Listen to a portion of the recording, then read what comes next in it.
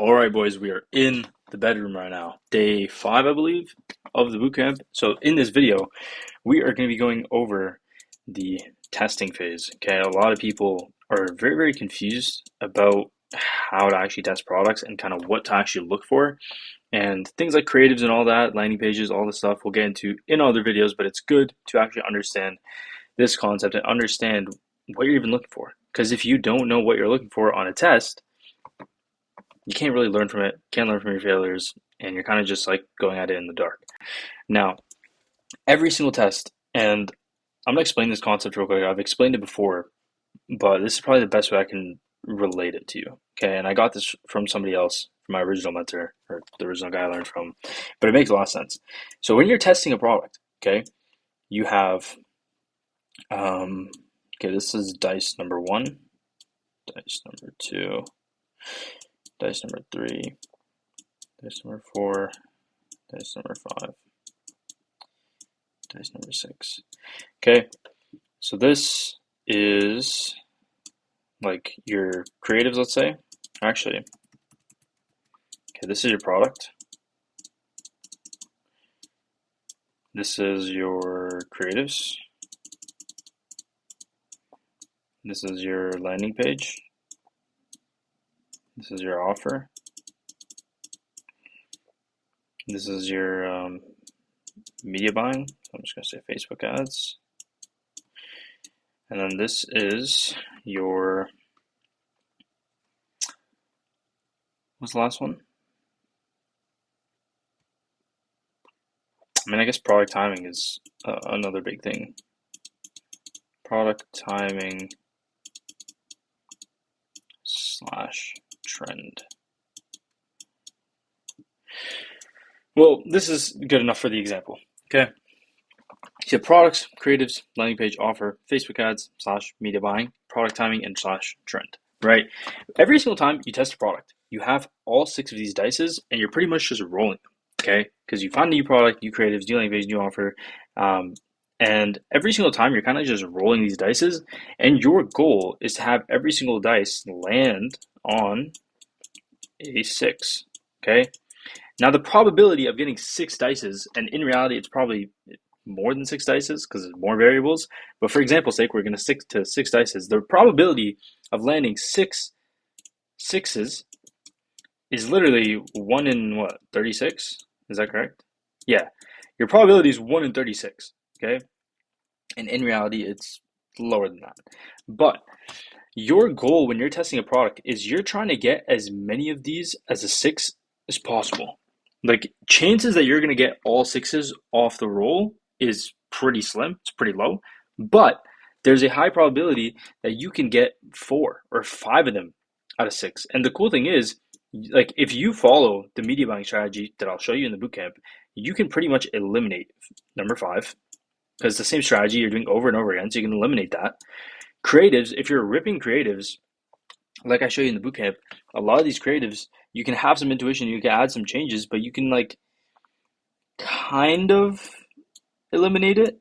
Not 100%, but you can kind of eliminate it because you're just ripping videos. So like even if other people are ripping the same videos, the only variability is going to be in what comes after the videos, right?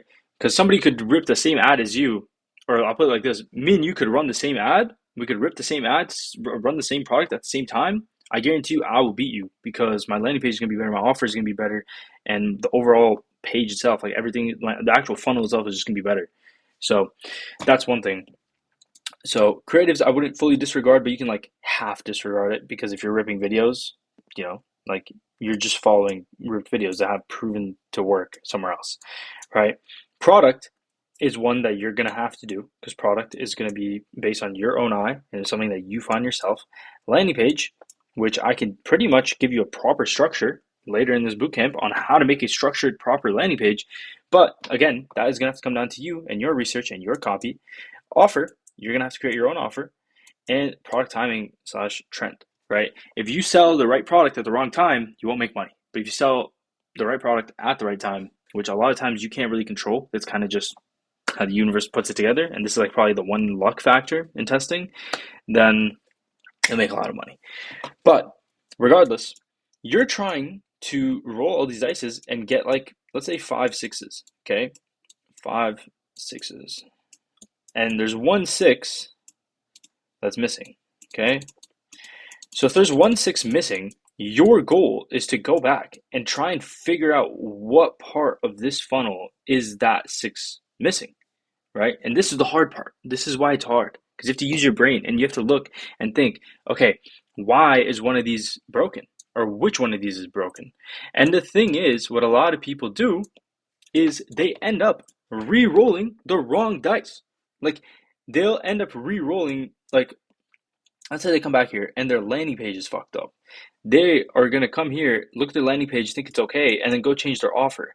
And now their offer, they re-roll it, and now their offer is a 2. But in reality, they think that the problem was the offer, but it was the landing page.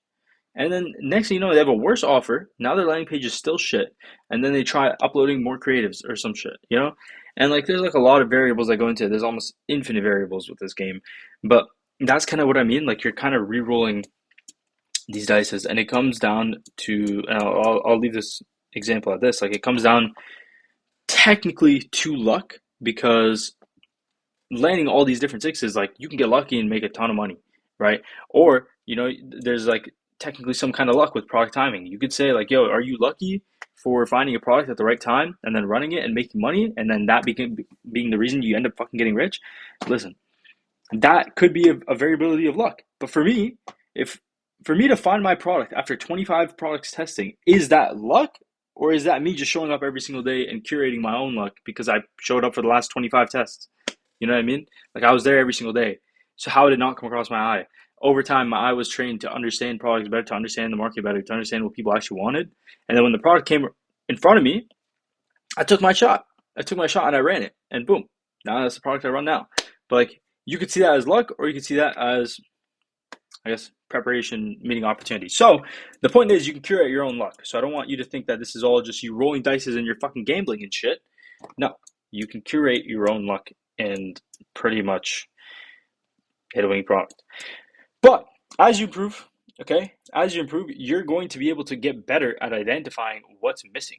And that is the skill gap. That is the skill gap between someone that doesn't know what they're doing and somebody that does know what they're doing. Is they can pretty much roll these dices and have a much better roll, right? But let's say something's broken, they'll be able to identify what's broken a lot faster and a lot more efficiently, and let alone like at all. A lot of people just can't identify it. Now, I'm going to let me break down exactly in the next section what we'll be talking about. All right, the next part I want to touch up on is budgeting, okay? When you're testing products, the whole reason you are testing products is because of the business model itself, okay? Dropshipping allows you to test products in a way where you can be financially responsible. And if you're not being financially responsible, you might as well just start a brand from scratch, put it up on Amazon, and go minus 20K on a single brand. That's just not going to fucking work. But yeah, so this guy right here, if you don't know who he is, Warren Buffett, we're going to end up like this guy, okay? We're going to be financially responsible, okay? And how are we going to do this? We are going to do this by setting fundamental rules to follow, okay? Let me move this here. Now, these rules pretty much going to stem from this, okay? Number one,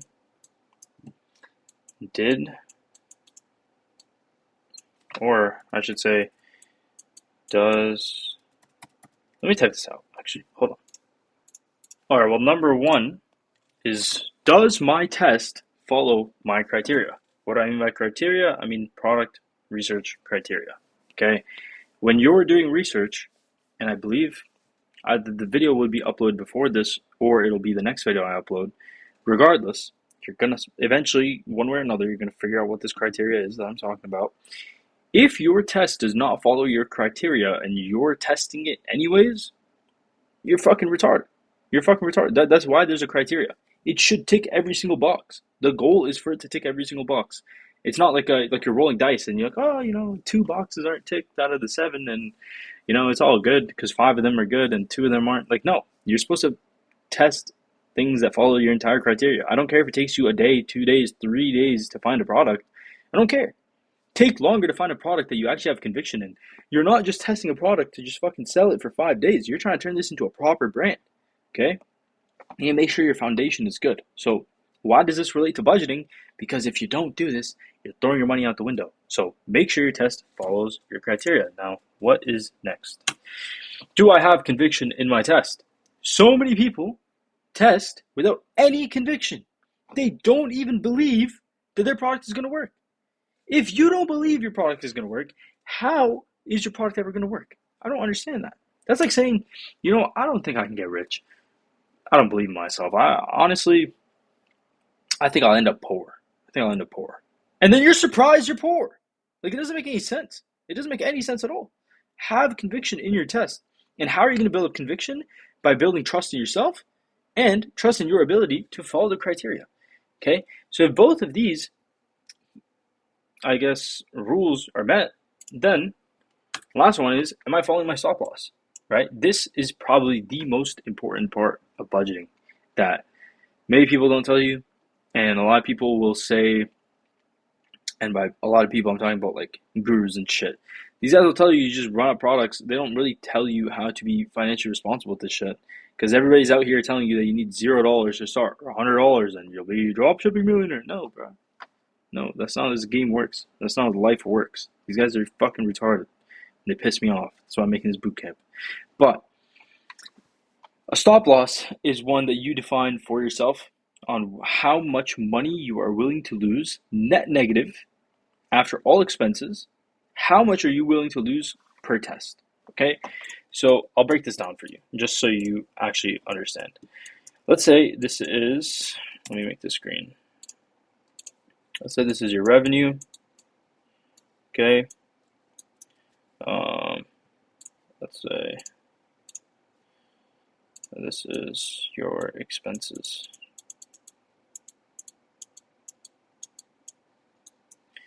Okay.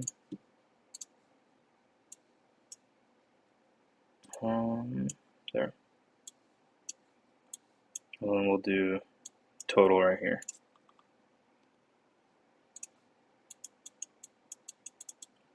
Okay. And then this is just going to be the date. Bear with me. Can't be asked to restart this recording. All right. So day 1, let's say 1 is here, 2 is here, 3 is here, 4, 5. So let's say day 1, you get, I don't know, $45 in revenue. Okay, $45 in revenue, and you spent, I'm just going to do this, $100. Oh my God, I can't do that. $100 on ads. Okay, and I'm not even going to get into fees like Shopify fees and COGS. Or actually, no, COGS will do as well. Let's say your cost for this was $10 to ship out to your customer. That's 110. So 110 minus 45. You are left with, let me do purple so I can follow the color code. $65? I'm a fucking mathematician. Look at that. This is why I was gifted in math in the 3rd grade, bro. If I can pull that shit off. Yeah. Wait. Yeah.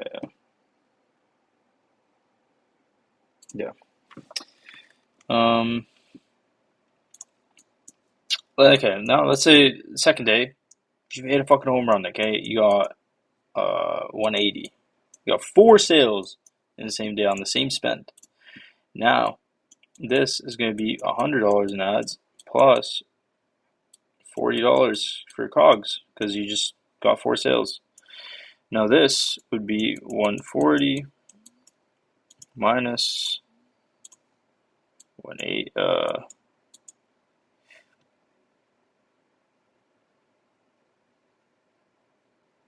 Oh, wait, I'm actually retarded. Hold on, 1 second. Let me fix this. Okay, now this is gonna make a lot more sense. So I did expenses minus revenue, which is a little retarded. But $45 minus 110, you get minus 65. 180 minus 140, you get $40 profit.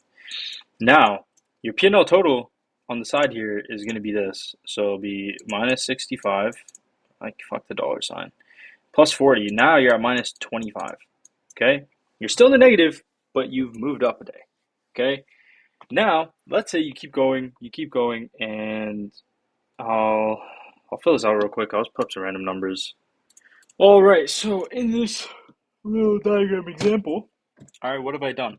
So first day, $45, one sale, 4 sales. Day 2, and you're like, holy shit, yeah, we're coming back. We're making moves. And then one sale, or zero, one sale, 0 sales, one sale, all at $100 spend every single day. Yeah, all this shit adds up, and then your overall P&L goes from minus 65 to plus. You go up $40, and then you're minus 25, and then it's just downhill from there. The ideal stop loss, I would say, is $300. Okay, so if you're overall $300 negative, if you're overall $300 in the negative, that's when you're like, all right, you know what? It's time to re-roll the dice. It's time to go do another product test, right? And the reason why I'll say 300, and that's 300 USD, ideally. Okay, I know some people are on like budgets and shit, but if you can, try 300 USD. Like if you're Canadian, just convert it. If you're in AUD or Australian, UK, doesn't matter. You convert it. Run USD. Oh shit. Fucking nip slipped, you guys. But anyways, yeah. Make sure you don't go over this. Okay, don't be emotional. Don't run it to $400 or $500 just in case or for what ifs. Like, no, you're better off just taking your losses, running, and going to the next one, right? But the whole point of this is, okay, well then what happens if I'm just testing products forever and ever and I just keep losing $300 every single time? Well, that is going to go into the next topic I'm about to touch up on, which is, and the final part of this video, is learn from your losses, okay? Your losses. There is literally no point. There's no point at all if you're testing a product and you're not actually learning and trying to understand why you failed. There's really no point. That's $300 down the drain. Because when you're spending money on Facebook ads, you're basically buying data. Now, if you're not analyzing that data and you're not understanding that data, you're wasting your money. You're wasting your money. You're really just gambling. Okay? You're not here to gamble. You're here to understand why things are not working, because there is a formula to it. I guarantee you, if I test 5 products and you test 5 products, chances of me hitting a winner out of those 5 products, 1 winner, 2 winners, maybe even 3, I don't know, right? The chance of me hitting a winner is much higher than yours, right? But that's just because I know more. How do I know more? Because I just learned from my losses. I just understand what hasn't worked for me in the past and what has, right? So it's the same thing with you, right? And how are you going to actually learn? Now, this is honestly a question I had for a really, really long time, because when I was first testing products, like everybody would still say this shit. Like they would say like, yo, learn from your losses, learn from your tests. And I never really understood like how to actually learn from them, like effectively. Like there was no formula, like, okay, look for this, do that. And yeah, I thought eventually I would find an answer, like a direct answer on how to learn from losses. And the direct answer is, there is no direct answer. Like there is no one way to learn. Okay? And this is true. This is very true. Because you know what it comes down to? It comes down to intuition. And I will repeat this word constantly, over and over again. This and competency. Competence. These are my 2 favorite words: intuition and competence. Okay? Intuition, so many people just don't have it. They just don't have it. They don't think for themselves. They don't know what to do if someone just lets go of their hand. And that's why Ecom is one of those things, like, If someone guides you, if someone gives you a kind of step-by-step roadmap and they just hold your hand one-on-one, everything. Like that's why, like, if you have a mentor, like they'll hold your hand all the way. As soon as they let you go, you're fucked. You don't know what to do, right? Intuition just means you're able to essentially think for yourself. Okay, you're able to think for yourself and act on your own thoughts, act on your own beliefs, and you don't really need any, I guess, external stimuli to really affect that. Like it kind of just comes from yourself. I don't know if that's the actual definition, but like that's my understanding of it, or that's my fucking definition. Fucking, I rewrite the definition. But point is, you look at your test and you look at all these variables, the very variables that we talked about up here. All of these, you look at all of these and you look at the stats. You look at the data that you bought, right? The money you spent on ads. You look at the data that you bought and you look at it for point blank. And a lot of times, it comes down to one of two things. Okay, number one is asking yourself why.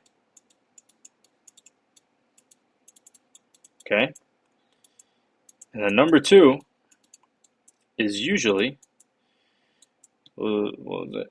Does this make sense? That's what it was. Does this make sense? If you can answer these questions enough times, you'll understand what you're learning. You'll understand what's going on. And I didn't understand this until I just started doing it, but like I started doing this almost subconsciously, and then eventually I realized what I was doing. Okay? And how do you actually put these into practice? So, let's say you have a product. Okay? Let's say you have a product. And let's say it is Pilates bar.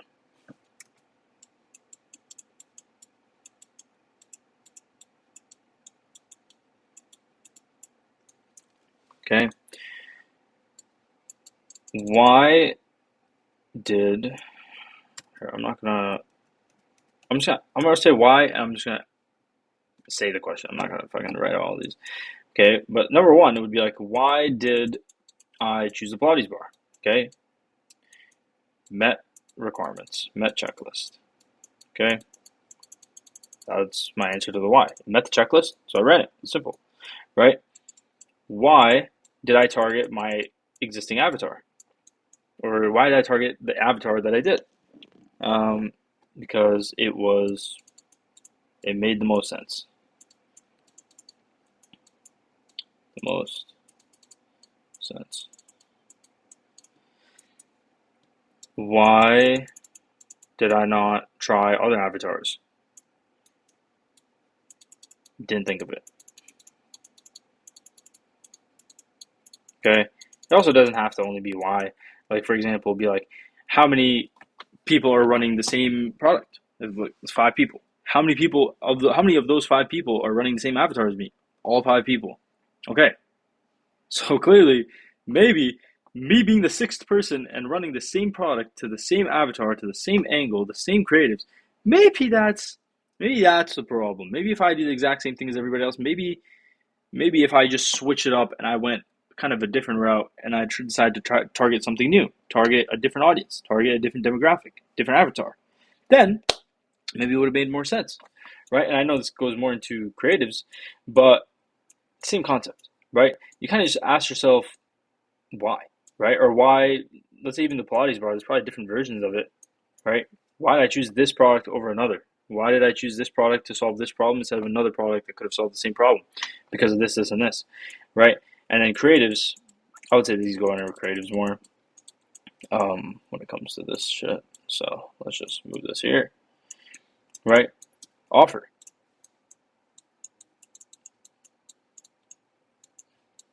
Does this make sense, right?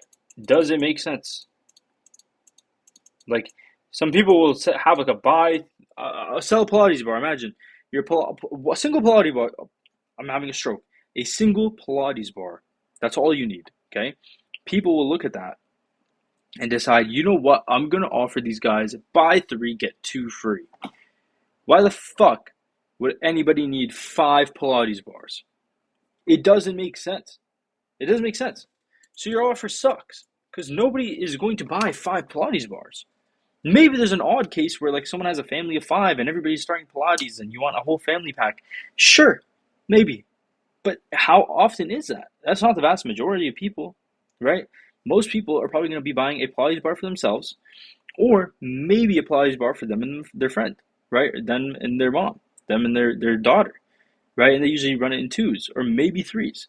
But running a Pilates bar for a buy one, like, or for a buy like 5, 6, like that just doesn't make any sense. You have to think about like the use case. Like people are still buying these products for a reason, right? And a lot of times you can look at an offer point blank and just ask yourself like, yo, does this make sense?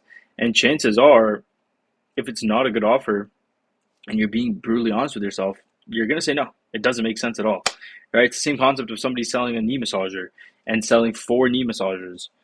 Why the fuck would anybody need 4 knee massagers, right? Or there's like a very specific scenario where someone would want 4 knee massagers. Like it's not bad to have it on your page, but it shouldn't be the primary thing that you're selling. Like it should just be an option. Like let's say somebody wants a knee massager. Realistically, somebody could have one knee massager and just pop off each leg. Okay, that's what a real person would do. And other people, maybe they want 2 knee massagers. They want for both legs. Okay, fair enough. Maybe somebody wants 2 knee massagers as like a couple thing, right? And they have one for them, one for their wife, blah blah blah. Now imagine somebody wants 4 knee massagers. They could have 2 for them, 2 for their wife, right? Okay, cool. That makes sense as well, right?